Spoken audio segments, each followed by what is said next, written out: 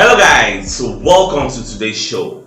My name is CHUKS and you're on JFL TV, the home of football. So today is the first time we see our program for you to bring you the latest Arsenal news update as they drop all over the world. So for now, we'll start with today's news. Alright, so Fabrizio Romano will be one of our transfer gurus. So Baba Commerce are going to give us some kind of expose about Chelsea, Arsenal, Smith Rowe. So Baba of the opinion say Arsenal and Chelsea never at any time were close to a deal to sign maybe Smith Rowe go give Chelsea. Chelsea no really dey close to anything, like you know really dey the way that they report am for the media like say they did don dey close. Fine, Chelsea made an offer, Arsenal rejected it. Now there it ends, nothing more, nothing less. That is why Chelsea can't move away from Arsenal, can't go Man City, can't go sign Cole Palmer. So Cole Palmer, that boy will score goal against us for Community Shield.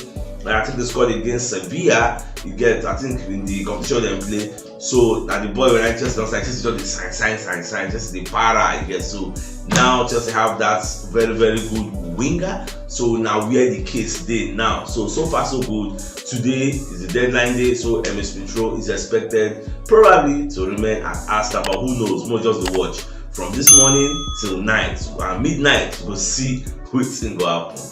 Alright, away from that, another surprising thing we just bust everybody brain. I mean this fact say Ansu Fati don't come out from Barca to Brighton. You get, you know, so Brighton lost out from signing Kudus. So for that reason, they were still looking for a winger. Now don't go back and go collect this Fati on loan, 1 year loan deal. And what's going to surprise me to say, I thought Arsenal were in the past interested in this Fati. Then they reason back and say, okay, make una give us this una boy, but go help una develop and groom him. But I think personally, you know, be say anybody tell me just the thing this one on my own. I think the reason we make this deal collapse that the fact that maybe Arsenal don't fit guarantee Fati is starting berth, because when you send your player out on loan, you are expecting the receiving club to play the player, because if you don't play the player, how the player want to develop? So if Fati become Arsenal, is going to be relegated to play maybe the cups, maybe cameo appearances. There is no way Fati go bench maybe Martinelli, or there's no way he go bench maybe Bukayo Saka. So how is the guy now going to get playing time? Are they going to be playing ahead of Saka, Martinelli in the Champions League? So now this will make my brain come say for Arsenal he will get playing time. Unlike Brighton, when he goes to Brighton, he's going to get more playing time that will aid his development, unlike when he go there for Arsenal. And even if Tottenham Hotspur even go meet them, say they don't really want carry the guy, I feel say now the same reason make him no go Tottenham Hotspur, because how will the playing time come? Is he going to be benching his son? Is he going to be benching Kulusevski? Like how will they do it? So now what's in me, I will say that is why at the end of the day, Brighton was now like a preferred destination for Ansu Fati, his father, and his camp. Well, we'll just watch everything don't happen, because another thing is saying, so I say people still day here, so that have to still be another stumbling block for the boy to join us. Alright, for those who know they are aware, so Balogun don't officially move to Monaco. So Fabrizio Romano now post down, so that is about 30 million euros in a fixed fee and 10 million pounds in add-ons. So this is waiting the deal don't come, and that's what kind of hear me say the deal will take like 20% sell-on fee. So that is what we are seeing. So well, at the end of the day, even if Monaco won't sell the player in the future, Arsenal will be getting at least something close to 20% to get where if they sell the guy. So well, it's a good business, good piece of business, because Arsenal already collect better money from them, like 30 million euros. That's about maybe 27 or 25 million pounds. So it is very low, reduced to what people don't expect. Like everybody will say 50 million or nothing. So now what is the deal going to end up? The performance related add-ons, I don't know what is really there about, but I think it's going to be maybe if Monaco qualify for Champions League, or maybe if Monaco do something spectacular, or maybe if Balogun score 20 goals, 15 goals. It depends. I never really see the contract, so I can't really say this is what it is. But me just speculate here, so we'll just move on.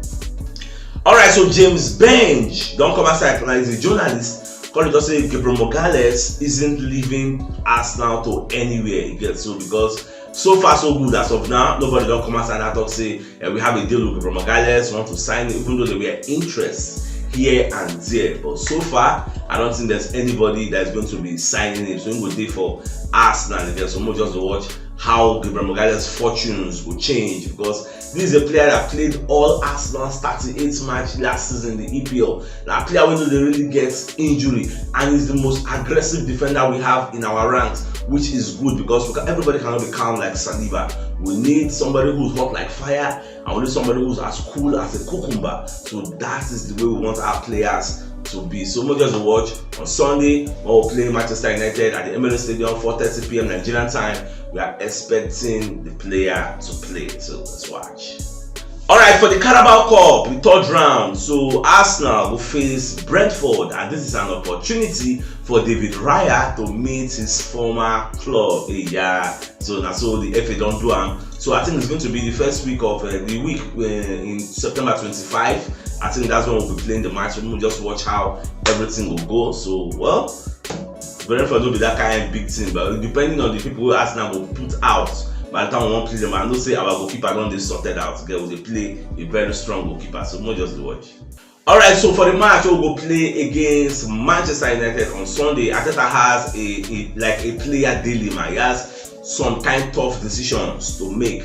Number one, are you starting Nketiah ahead of Gabriel Jesus, or are you starting Gabriel Jesus ahead of Eddie Nketiah? So this is the first decision we Baba will take, because all eyes are on Arteta. Second decision, are you bringing back the Magalhaes and playing your normal formation? That's what everybody will be looking at. Are you playing Thomas Partey, Rice, and Odegaard in the midfield, or are you sticking Kai Havertz there against all odds? So these are some of the tough decisions we are waiting for the manager to take, so that we will know how we will dissect the team we will play against Manchester United. So these are some of the decisions where Arteta will need to decide. Well, we'll just watch. At the end of the day, we'll see what Arteta will do. Whether he will follow everybody's advice, or whether he will take an unpopular stand and stick to his guns. Guys, let's just keep watching.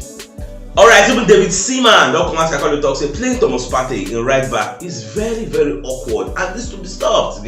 Say make Arteta stop that, because I'm surprised since all this time when people they talk about this Thomas Partey, Seaman don't really put mouth for the matter, so now you call it talk your own 2 cents. See, that thing Arteta they do, it is high time for you to stop. Like, even some people in the media space are saying Arteta is playing round pegs and putting them in square holes. Like, he's moving away from the winning formula. You have a winning formula already that worked for you last season, that took you to second. This season, you are now running away from your winning formula and going to something that people cannot even recognize. So everybody all over the world is saying the same thing. So at the end of the day, like what me I will talk, people will wait, people will see what Arteta will do. If they feel say maybe Arteta don't hear what people they talk for the media space, that one a lie.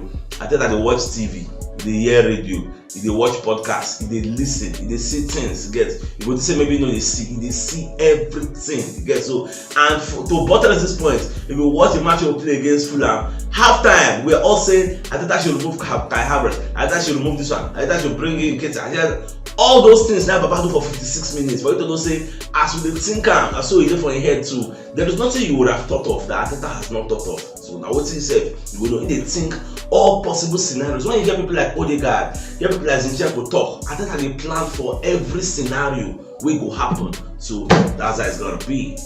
Alright, so what we got here now is West Ham is making a late push for Emil Smith-Rowe. Say they would like to sign the player because they know Arsenal don't want to sell the player, but they would like to carry him on loan to aid his development. Now Brighton wanted the player, but Arsenal no agree. Brighton don't go carry Ansu Fati. Chelsea wanted the player, Arsenal no agree. Chelsea don't go carry Cole Palmer. So everybody get who then they identify. So we just watch whether Arsenal will let the guy go last or we'll still keep him, because we still have multiple competitions to play. Don't forget we still have cups. Who will play the cups? We will sell all our average players, or all the people we say no they for the first 11. Somebody needs to play there. So now there all those guys Smith, all those guys Nelson, all those guys Pepe, that's where they will shine. All those guys Rob Holding, that's where they will shine again, because they need to assist us. Everybody need to contribute their own quota one way or the other. If you're not playing the EPL, you're not playing the Champions League, you could play the cups again. So that's why the cups are there.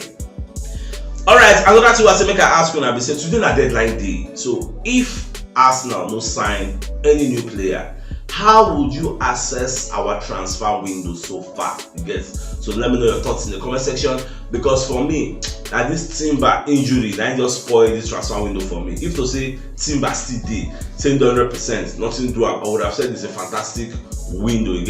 The only weakling or happy some people will sign was the Kai Havertz, who still needs more time to develop and give us what we need. Then if you don't give us what we need, we show him the exit door, but after giving him much time to impress. So apart from that, how would you assess this transfer window so far? At the same time, you can watch us on Twitter, on YouTube, on Facebook, and you never really follow us, never really subscribe to our show. Baba, what did they happen? You know they enjoy our show. I beg, make you support us, because the more people keep joining our community, the more reach we will get, the more people they will show our content to, and so our community will grow. So don't forget, we are on Twitter, we are on YouTube, we are on Facebook. Yeah, so I beg, make us support us so that we will grow. And as you do so, may God continue to bless you in Jesus' name and inshallah. Amen. Alright, so Michael Bridge, when they come outside, they let us know, say Arsenal, they very, very desperate gets to sell Nicolas Pepe, but unfortunately for them, they could not find a willing buyer to come and buy this player. The only person so far we really want to sign the player, we even offer the player a 3-year contract. Then they want to make Arsenal tear the player contract so that he's going to join them as a free agent. But Arsenal say no, that cannot happen.